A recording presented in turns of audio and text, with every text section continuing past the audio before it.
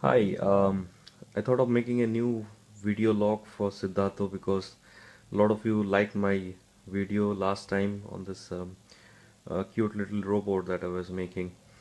If you remember the old Siddhartho, this one looks more smart, I guess. I was able to give it a new look and feel by changing the body of it. It now has an entirely metal chassis. You can see it still has the four wheels. What is also interesting is I was able to give the head movement for it, which is the pan and tilt mechanism, which means I don't have to move the robot back and forward, but I can just change the head position and the neck position of the robot. Just to give you a quick demonstration, I've fired it up and it's connected to my MacBook currently. And what I'll do is that I'll try to move the head up and down. So let's give it a shot. So as you can see, the camera went up without moving the robot. Let's give another shot. So you can see that is focusing on that monkey there of my son, and then I can just move it to focus on the ceiling. So if you look at the robot, now I'll do the same thing. Uh, it goes up and I can just reset it back, and similarly it can spun left. So if I need to see left without removing the robot, I can just spun in left and see the entire territory and the field of vision. So you can see all the mess that my room is currently in, and I can again put it back to the base position once I have seen it. So that's one change that I was able to do. As you can see that I've again spun the camera back to that monkey, which is somewhere in your screen, and that becomes the object.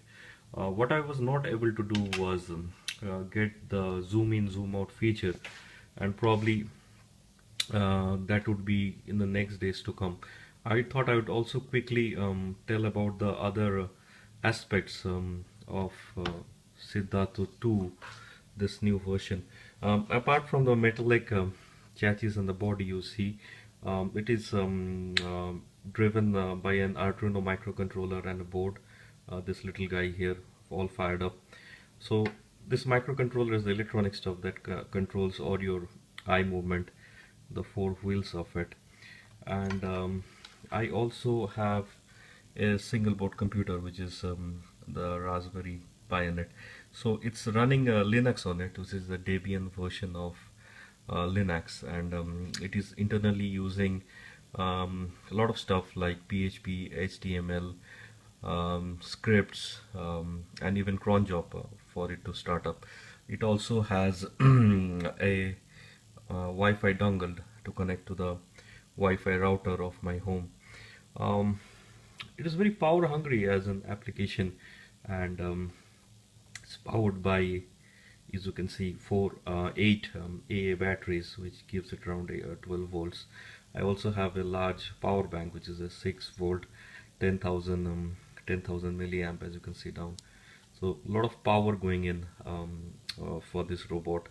Now what I need to add is a telepresence aspect of it to make the robot talk and listen, which means I need to give it a telephone kind of an ability. Now there are two ways of doing it.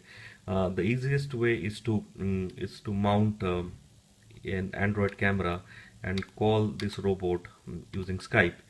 I won't be doing that because then it becomes an internet controlled toy using a mobile and Skype, so Skype on wheels. So what I'll be doing is that I'll be adding another board to simulate the video call, and the voice out through a speaker, so that would make it more fun. But what I'm typically concerned is the power aspect and the size of the robot, because you already have two large power sources going in, and I have to add a third board to give it the ability to send SMS, make video calls to anyone, and it can be programmed back into the Arduino. But I'll be doing it in the next video, so watch out for the next video of Siddhartha. Bye.